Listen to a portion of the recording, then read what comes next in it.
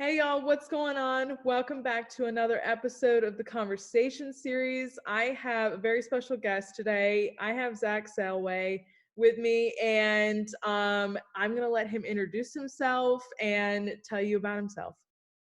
Yeah, for sure. Well, thanks for having me on. This is awesome. I don't get to do a lot of these, so it's kind of cool to be kind of talking about stuff instead of Yeah. making stuff for once. But so my name is Zach. I'm a senior at NC State, and I am the social media guy for the NC State Ice Pack. This year, I'm also making the All Access documentary show, which I hope you watch. And if you haven't yet, check it out because it's pretty cool. I'm a huge hockey fan. I devour hummus like no other person on this earth. I I think that's all there really is to know about me. I enjoy long walks on the beach, all that kind of cliche stuff.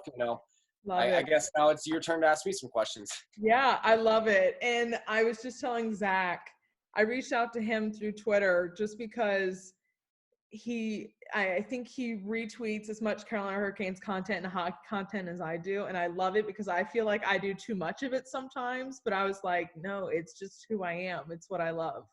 Yeah. Love it. First question I have, recently we got a new NHL update. What do you think of the retro jerseys? If you want a really honest opinion, Yeah. I'm going to just say it's one big Yeah. I just feel like it's a money grab. I mean, there's some cool jerseys, but the thing is, with all the stadium series, with Yeah. all the different kind of throwbacks that you're getting across like tons of different Yeah. platforms, it just seems like to me this is another way for Adidas to kind of reel in more money for their brand. I mean, don't get me wrong. I think that especially Phoenix's jersey, top tier, So love it. cool. Yeah, exactly. So cool. I love the purple and just the overall logo of it. And like, I am a diehard Carolina Hurricanes. Like, Dallas Stars are and Detroit Red Wings are my other two teams. But like, I was like, Yeah. I'm not even a fan, and I would get that jersey. Exactly. And like I didn't even think Detroit's was that good too. It just like it didn't deviate much from their regular jersey, but Yeah. Phoenix's jerseys like you said, like I'm not a huge Phoenix fan, but I would buy that jersey, no problem. Yeah, absolutely, absolutely. You did mention you are a wolf pack. Will you ever tell everybody what you are studying at NC State? Yeah, for sure. I am a senior in business marketing, and then I'm also doing a minor in journalism as well. I wanted to be a broadcaster a few years back, so that's why I added on the journalism minor, but now it's just more so helping me with my writing, so kind Nice. of works itself out. Nice. Where do you want to go in your career? You're asking the tough questions. I can't even answer that to my career counselor. Well, the dream is to be kind of doing marketing strategy and kind of big level VP stuff for a Yeah, professional hockey organization. love it. But I'd be fine with doing like creative stuff like the documentary stuff right now. I love doing that. I love telling stories and I love connecting with people. So anything to kind of work in marketing, social media, videography, any one of those three places, I'd be more than honored. I love it. We're gonna jump right into hockey because it's a big part of your life. I think just in general, outside of your love for it. Um, I do have to say, when I was doing my research on you, I think one of the coolest titles you hold is mascot handler for Stormy. I think that Bodyguard. it's just one of the, like, you're like, that's cool. That is so cool. Yeah. And so you did do a stint with the special events and promotion staff. You've been with the Hurricanes for almost 3 years. What is it like being a mascot handler for one of the craziest mascots out there? Man, you're making me feel old, Danielle. I don't know. This is a fun conversation. Well, I prefer to call myself a mascot bodyguard. Just have some fun with it. Love. But sort of like, what's cool about it is it's like it's a stage manager job. Besides the thrill of protecting a mascot from 4-year-olds and drunk 60-year-old men, it's a pretty fun gig. You got to make sure Stormy gets to where he needs to be, like on time and everything like that. And being with the Canes for 3 years, it's been a dream. Like, I remember when I was 5 and I went to elementary school, they had the big old, like, slap shot inflatable booth, Yes. and I got to take a few shots. Yeah, exactly. Like, you Yes. remember it back in your day. Oh yeah. And now that I got to work with that and give another kid that chance to feel what I felt, like the excitement of hockey at such a young age, Absolutely. that's what kind of drew me to that job. And that's kind of why I want to work in hockey going forward, because for a lot of kids, it definitely takes them and gives them, some hope when they're in a dark place, and it gives them something fun to look forward to. So, Absolutely. yeah. For me, hockey's like one of my things. Like if I'm ever having a bad day and hockey's on, I like turn it on and I like immediately feel better.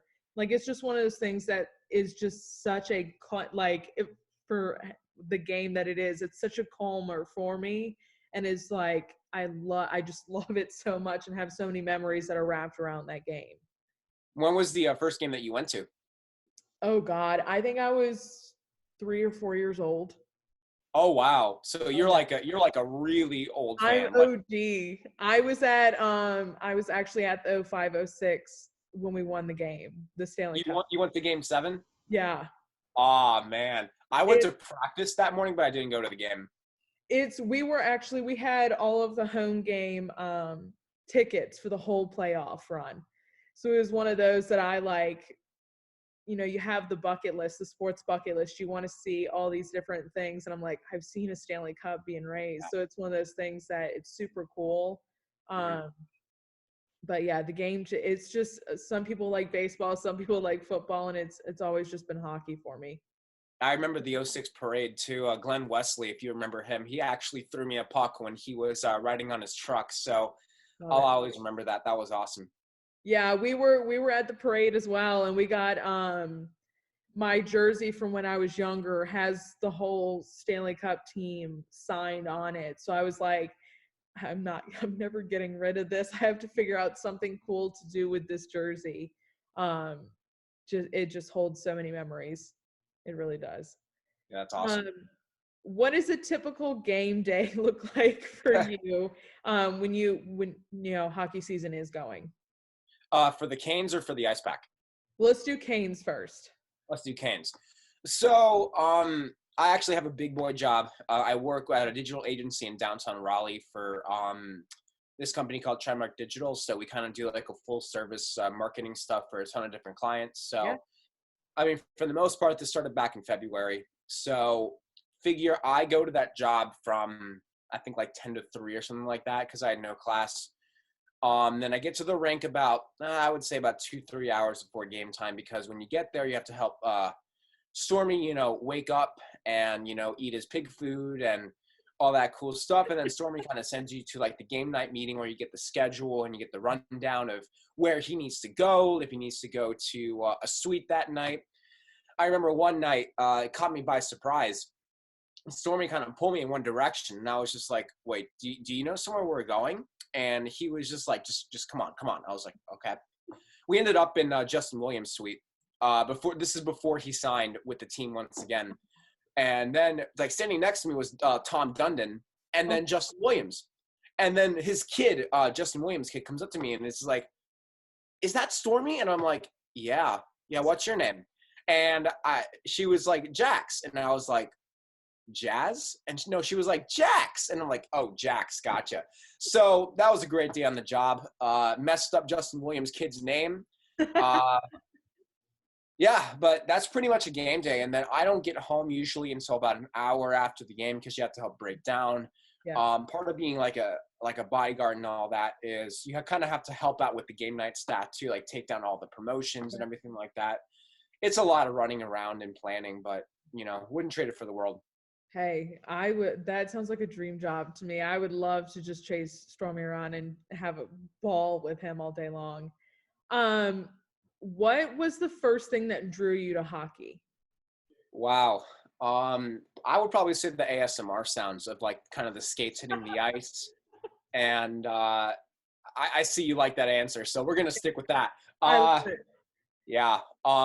Definitely just the crunch of the skates hitting the ice and the puck kind of, going through its way.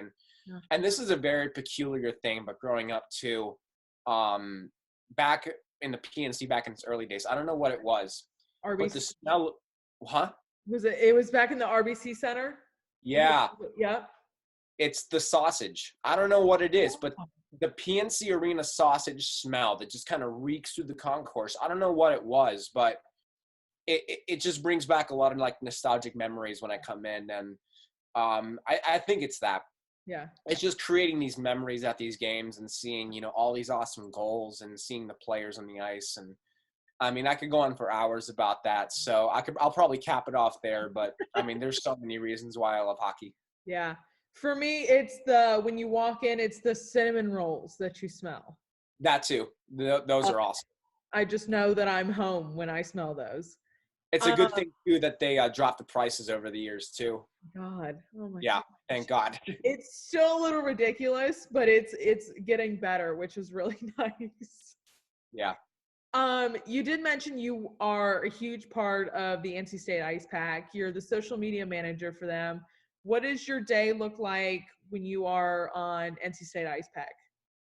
Huge part of the team. I got to be humble a little bit here. I play a small role. It's the guys are the ones that are actually giving me the content to work with. So we'll say that. But for the most part, game day, our games are usually pretty late. It's changing a little bit this year. Yeah. We've had a few instances this year that's been pretty cool. So our games against Liberty have been relatively early, around like 7 p.m., 6:30. Wow. So kind of it all starts, I would say, 2 hours before when we get to the rink. And this year we have an intern that's helping run like our game day social media, which is something that I did last year. And I don't know if you can see it, but I cracked my phone. Oh, yeah. Yeah. And it's because last year during the ACC championships, I was having a camera in one hand and tweeting in the other. So when they scored a goal, I whipped up my camera so fast, I threw my phone on the ground, and I'm like, okay, I need some help with this. So for the most part now, it's been starting 2 hours before, kind of helping to film everything I need for the documentary series. And then you kind of film throughout the game. You kind of get to talk to the guys, walk around the stadium, film the fans. Yeah. And then for me, I stay up a little bit later than usual because I have to edit down photos, make sure I upload all the post-game interviews, talk to my intern, make sure he got everything that he needs. So there's a lot of just like planning that goes into it. But I mean, once I get in the groove of things, it's smooth sailing. Yeah. I call it once I get in the zone. Like if I start editing a video and I'm like in the zone, like I can get it crunched out in no time. And that's kind of like I just absolutely love that feeling when you're just like, wow, it felt like it took nothing at all. But I just love being in that area of creativity and just completely editing a video. Exactly. So Yeah, good. for me, like I really didn't pick up video editing until last year. I've been doing it since I was 14. Okay. But recently it's just like this whole concept of telling stories. And this is something that I love talking about with people. Because kind of growing up, you definitely go through a lot of times where connection is really hard. Yeah. Like talking to people and getting to know people. So for me, being able to tell stories about something that I love, which is hockey, is something that's really cool to me. And I grew up always watching NHL 36. I don't know if you remember that show. Yes. Yep. I watched that show religiously. I tried like emailing the directors, like, can you get some Hurricanes on this show? Like, come on, I want to see my guys on here. Yeah. And now I'm doing it myself. Yeah. So it's just that whole aspect is just amazing to me. Yeah, I absolutely love it. And I think to your storytelling aspect, like I had been doing my YouTube channel for a couple of years, and then I graduated and I was like, okay, I love learning, but I don't I love the continuous learning aspect of things. I love learning about people and reading about people's lives and that whole storytelling aspect. And so I continuously wanted to learn from different people like yourself and hear people's stories. And I think it's super, super important to be able to do those things. Just because you learn so much from other people. So what's been your favorite part about this YouTube series? Who's been the most interesting person besides me that you've interviewed? I love that. I actually got to talk to Abby Labar in the last episode. She went, I'm out, And it was like, I didn't actually think like I would actually be able to get her on, but she was so open to doing it, and hearing about her experience and it was incredible to hear about how she got into sports. And I loved it. Yeah, I believe Abby actually worked at Pac TV, which is where my journey started, all the way back in her freshman year. And then I think she went to Pac Pride after that. But yeah, her story is definitely amazing. Now she's doing sideline reporting for the ACC. And then now she's the pregame host because Maniscalco got elevated to the play-by-play. So I love it for her. Like, she's killing it. Yeah, we talked a lot about that, and a lot about how she got to that point and just her playoff experience, because I talked to her right afterwards, so hearing what she had to say about working with Shane and was just super cool.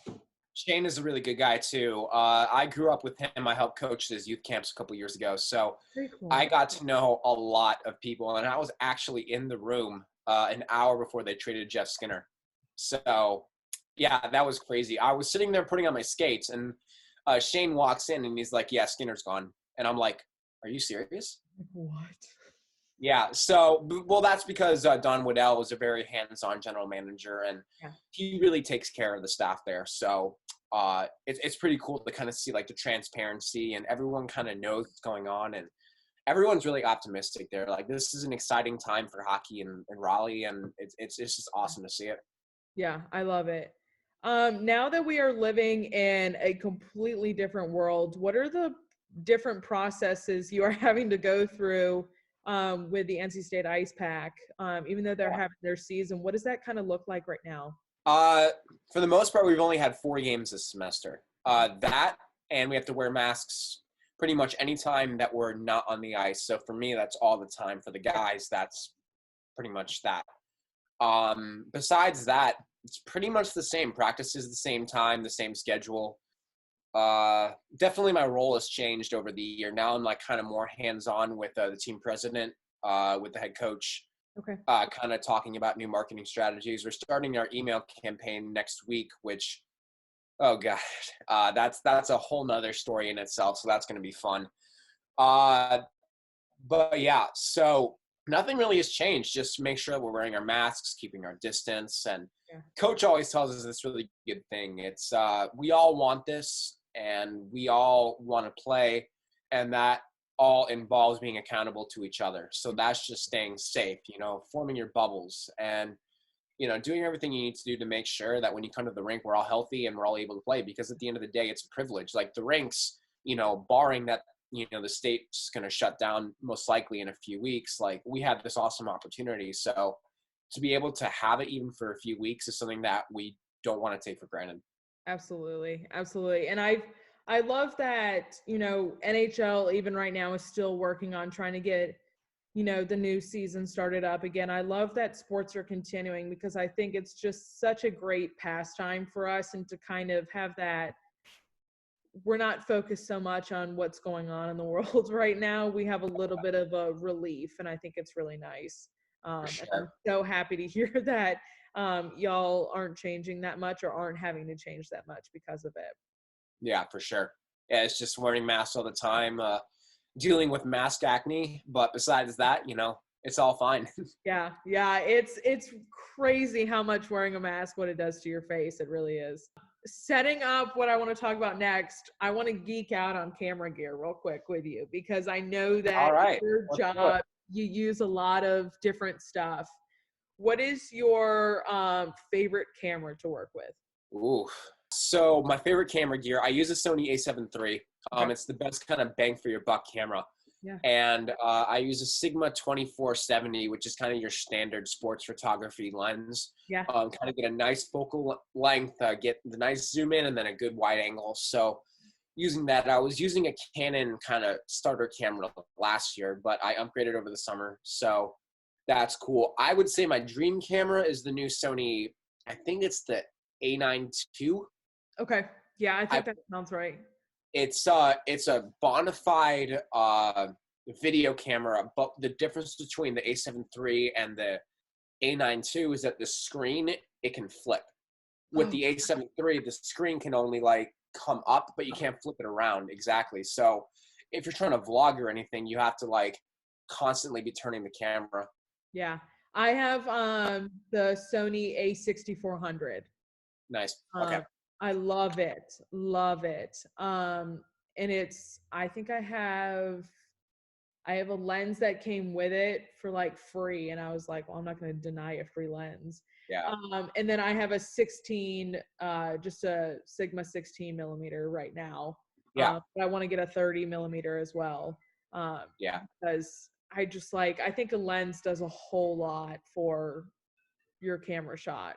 It really Exactly. does. What gimbal do you use? I'm so curious Oh, about this. you're really going into tough questions. So I was this close to getting a Zhun crane, but I ended up going with the Ronin S. Okay. Just because I've used it before. My friends have given me some great reviews on it, and it does its job. And I got it used this summer for pretty cheap. So Nice. like the Sony A7 III, it's kind of the best bang for your buck gimbal. I definitely want to get the one where you can hold it with two hands, Yeah. but I couldn't find it. So like, and I don't use it that much. It's only really when we're shooting kind of promotional videos. But besides that, I mean, it works out. Awesome. And What do then you? I don't even have one. That's why I'm super curious to Oh I love man, asking. I want to get one so badly. I So I've think heard about the Zoo Crane and then I've heard about the Ronin, so I'm like super curious. yeah. I think you, because your camera's a little bit on the smaller side, you could probably go with the SC, which is the cheaper version. Okay. It can handle sort of lighter cameras, but it works the same. So look into that one. I think that would help you. Awesome. I want to talk about this docu-series that you've mentioned. You have it on YouTube, which it right now is like the feeding ground for all video intake for basically everywhere. Can you tell everybody what the concept is around this docu-series, what it's about and everything? Yeah, for sure.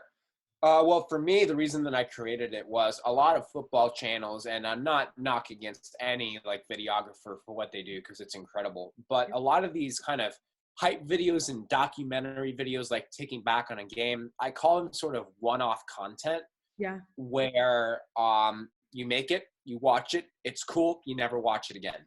Yeah. I think with this docu-series, what's so cool about it is, especially for hockey, which is not that well covered in the first place, Right. giving you a behind the scenes look. You're going to watch this 5-10 years down the line. And a really good example I always talk about is Michigan State. Their All Access series with Spartan All Access. Yeah. I still watch their hockey docu-series from 2012. And it's 2020 right now, which I don't know how it is 2020. I thought it was like 2023 at this point. Yeah, but sort of this whole docu-series is just giving a level of behind the scenes that you don't get to see for an ACHA club team. And for me, that was awesome because there's no other team at this level that does this. So Right. it was my kind of chance to kind of find that place and find my niche. And then we're going to grow it exponentially. And already we've gotten a lot of like really good compliments on it, especially through our like recruitment form that we have on our website. So a lot of the guys that are coming in get a good access to what the program is all about. And at the end of the day, that's kind of what we want to do for the incoming guys. That's awesome. And I have to pause real quick because you just said Michigan State. What is your connection to Michigan? My mom's from Detroit. So my family lives right outside of Brighton. I'm a huge Red Wings fan. Go Green. I'm a huge Michigan State fan. Yes. I'm telling you, let's go.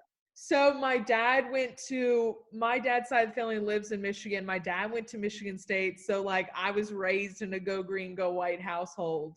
And he's a big Red Wings fan too, but I always love when Carolina and Red Wings play together. Yeah, Because I'm like, who you cheering for, dude? I'm like, who you cheering for? And exactly. he's like, I'm wearing red. That's all that matters. I'm like, all right.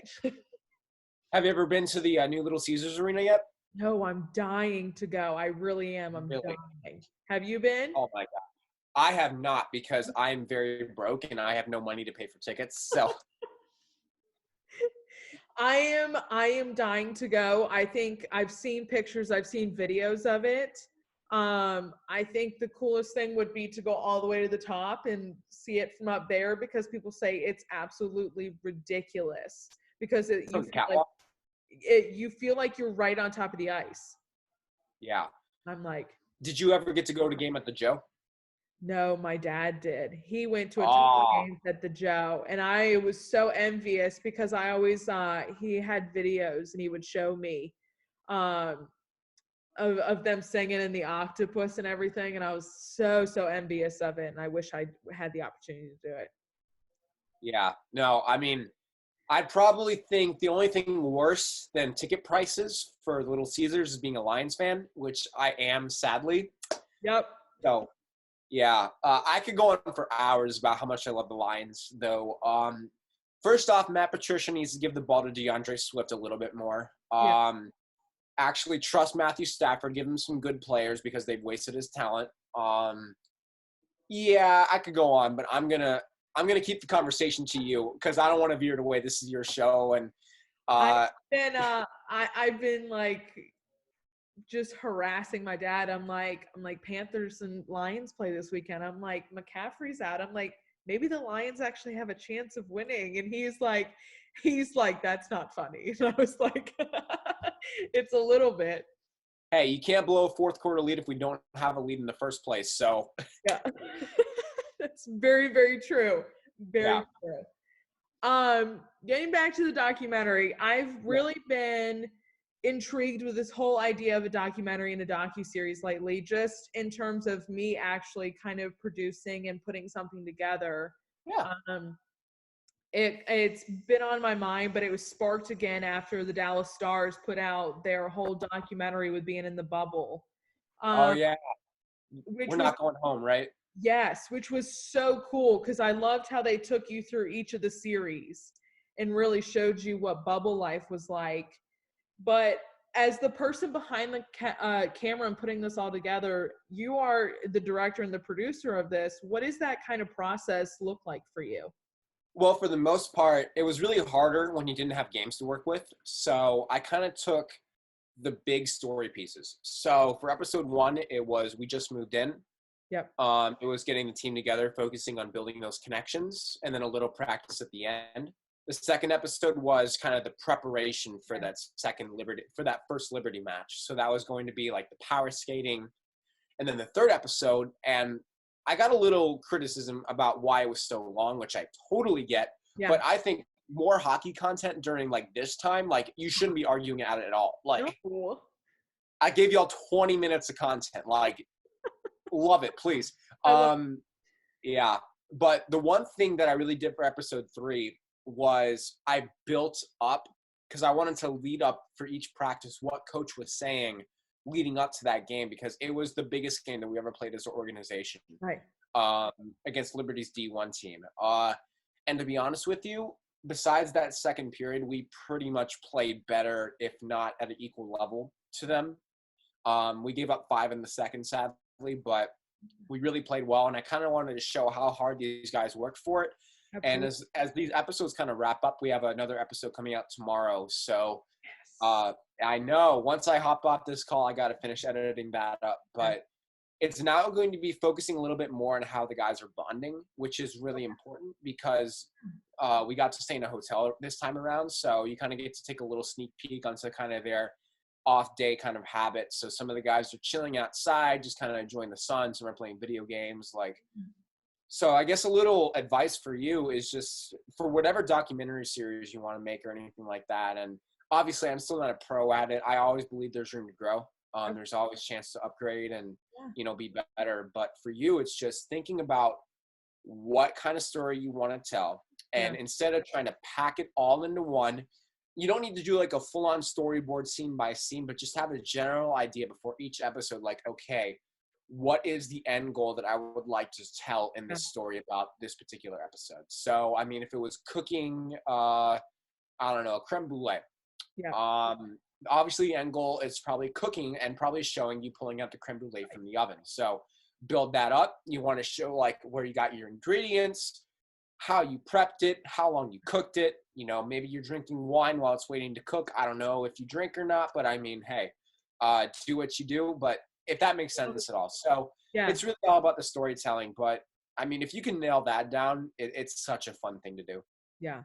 Yeah, I'm excited, and I like being on YouTube for 3 years now. a good part of my life has been, you know, shared, and a lot of people know, you know, the constant people that are in my videos, but I always get questions because there are maybe some gaps that people don't know about or people haven't seen. So I love digging into that part of life and what kind of happens that people don't usually see. So it's such an intriguing idea to put it in a documentary where people can like fully grasp um, Right. and see things. And you give the people the opportunity to watch it over and over and over again, and that's what's fun about it. Yeah, yeah, I love it. I absolutely love it, and I think we're seeing now more and more documentaries and docu-series come out because we're living in a time where people are actually like, hey, I want to tell my story, and I want to, like, I have all these creative outlets, I have all these pieces. I think I can actually put this together and really package it, like you said, package it nicely and put it out there to people. And people have been in the house for 8 months, so people are dying to just do something interesting. There's always content for people to watch out there right now. That's definitely for sure a different key factor to this. Hear what inspires Zach? What inspires you to do what you do? Wow. That's a tough one. I mean, for me, I guess, wow, you kind of caught me off guard there. That's a really tough question. I guess for me, it's just being able to connect with somebody, Yeah, being able to tell my story, being able to tell stories to people. And this is kind of what I mentioned earlier, but, um, you know, what inspires me, especially with this hockey series, was there was that little 8-year-old me, didn't really have a ton of friends back in elementary school, but the one thing that I loved was hockey. yeah, I didn't get the chance to play growing up, sadly, just because I didn't have enough money. yeah, Um, which is why what I love the Hurricanes doing with their initiatives and trying to get as many people in the game as possible. absolutely. It's so important. But when I was younger, I didn't have a lot of friends, so for me, it was all hockey content, watching these videos, kind of geeking out on my own. Yeah, And for me, I'm thinking in the back of my mind, you know, I didn't have a bad childhood. I have a mom and my dad. They love me very much. I have my dog. Like, I live in a pretty nice house, and there's a lot for me to be thankful for. But for a lot of kids, that may not be the same thing. right. So being able to, for a lot of people, and actually a few other people that I know very well, hockey and sports for them is kind of what carries them.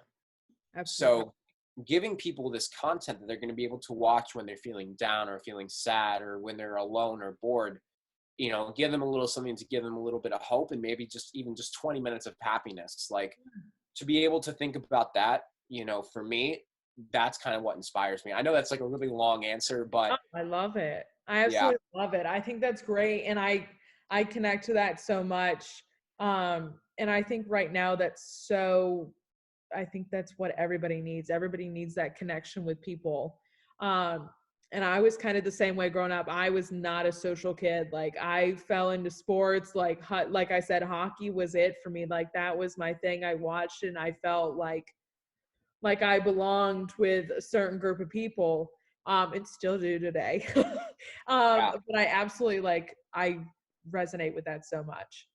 Working on this documentary series, do you have an idea? Do you want to take this in a certain direction? Is there a general idea or direction you're going with this? As like a career or just the show in general, like where I would like it to be? I'm curious about both, actually. For me, career-wise, I definitely want to be making more documentary-style videos for NHL teams. That's the goal. But for the team itself, it's a little tricky because obviously we're trying to bring players to want to join the team. But we can't make any money off the series because we're a 501c3 nonprofit organization. So we can't really get sponsors for the show unless they pay us, and we like kind of show proof that you're giving us money for ice time and we're not taking it, putting it in players' pockets. So that's kind of the big thing about it. But for the most part, for career, for me, I want to take it to an NHL team, kind of tell them, oh, hey, look what I can do for your team. Yeah. But for the show itself, is just try to get players to say, oh, hey, this team looks like it rocks. Like, these Yeah. guys look like they know how to have a good time on the ice. So that's sort of what I'm trying to prove here. Love it. I absolutely love it. And the last question I have for you is kind of how I love to finish this out with everybody. Do Oh, I you, thought we were just getting warmed up. oh, Those weren't enough hard questions that I asked you? I don't know. I mean, yeah, those were some tough ones. I'll give you that. I'll give you that. You stumped me a few times. Do you have a piece of advice that you would give somebody that's, getting into social media or videography or this sports kind of world, that is super interested in it, that has a passion for it, but just is kind of stumbling around with it? All right, so you got to network. Yes. That's the biggest thing, because in sports, your talent is 20% of it. Yeah. But more often than not, people are going to hire their friends. People are going to hire their mutual connections. So no matter how talented you are, like for me, I consider myself to be pretty decent. Like there's tons of people better than me. But one thing that's going for me right now is the fact that every day I'm always at least following one person on Twitter. You know, I have at least 1 to 2 kind of connection meetings per month where I kind of link up with someone and then we kind of talk about their career and the steps that I need to take. So it's always a process. But for anyone that's just getting started really in any industry, it's all really about networking, because the more people you can prove about your soft skills without putting on a resume, that's the big part. So just network your butt off. I love That's it. about it. I love it. And it's kind of what they teach you at NC State. It's like, it's who you know. And it's Exactly. kind of become like the new thing. It's like, it's who you know, and you just continue to go from there. And I stand true to that. I owe a lot to Poole College at NC State. Just, meet the pros, the career fairs, all of that they set up. Even if I don't have necessarily the skills, one thing that I know how to do now is I'm a smooth talker when it comes to interviews. So more often than not, even if I don't get a job, I know they'll message me afterwards and they'll say like, "Oh, you were so well spoken. Like, you're really good at presenting yourself." And that's kind of what I would want it to leave with. So the fact that Poole College has taught me so much about that, I think that's one of the skills that, you don't just have naturally. Like that's picked up over time. Absolutely. I loved when we were in classes and we had the opportunity to have like mini internships and getting to work with all these different clients and companies, and just really getting that full, like, you learn to build a marketing creative for people and really get that expertise in getting to work with companies even before you went out to the real world. So I owe a lot to Poole College of Management too. I absolutely love it, and I'm a Wolfpack at heart. There we go. What's next for you, Danielle? Right now I'm a social media coordinator for a company. And this company is a startup, and they have never had someone in a social media position before. So I am kind of steering that ship right now, but ultimately down the road, I'd love to have my own videography agency and be doing a ton of video. And it's like a huge passion for me. So I would love to be doing that. That's awesome. I love to talk to people that have an inspiration like that really know where they want to go. I think that's so cool, especially meeting with people that kind of have those same passions, and the fact that you already know so much about videography and, with the Sony and the cameras and all that, like that's really cool. And like being able to start that, I mean, considering all the people we met over the history of Poole College, like there's enough companies, now where you're going to be able to do that and start your own agency going forward. So that's really exciting for you. Yeah. Yeah. I keep saying it's, you have to go through one door to be able to get to, you have to grind, you have to do what you have to do to be able to build your resume out, to be able to get that, hey, this is what I've done. I have this expertise, but you just got to continue walking through the doors. There you go. That's awesome. Yeah. All right, y'all. So all of Zak's socials will be linked right down below, as well as this docu-series. You guys have to go watch this. Zak just said episode 4 is getting ready to come out, so I will have that linked down below as well. And Zak, I appreciate you coming on here again. I really do. But if you guys like this video, please give it a big thumbs up, subscribe down below, and I will see you guys back here next time. Bye, y'all. Thank you so much, Zak.